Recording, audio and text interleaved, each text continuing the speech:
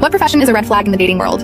I went out on a date with an entrepreneur about 4 years ago, and the experience was traumatizing. He arrived late because he had to go home first to switch to his sports car. He pulled out his car key with a BMW logo and dropped it on the table. Rather than feeling impressed, I felt incredibly hungry after waiting half an hour for him to arrive. Throughout the night, he compared our date to his previous experiences in a condescending manner, saying things like he typically goes out with girls who are much skinnier. All I could say was, haha, is that so? He even talked about how as a business owner, he was high on the list of eligible bachelors with many options to choose from. Before I could respond, he proceeded to talk about how as a CEO, it was hard to find genuine connections since all the girls wanted him for his money. He added how success in the business world was something most women couldn't comprehend, and then paused before asking me about my profession. I told him how I was a nurse, and he randomly apologized, saying that if we were to get married, I wouldn't need to work. I sat there absolutely shaking with anger. He continued with how I would never be able to make real money as a nurse, and that I was basically just a fancy maid for sick people. In the middle of his speech, he called over a friend he had spotted across the room, and proceeded to hold a 15-minute long conversation about his amazing business in front of me. His friend appeared super uncomfortable. My date left the table when the food arrived to freshen up in the bathroom, and his friend took the opportunity to warn me to leave while I could. But before leaving, his friend added a few extra expensive liquor to the unpaid tab for the businessman, as an apology for what I went through. Unsurprisingly, that CEO continued having a hard time finding someone willing to marry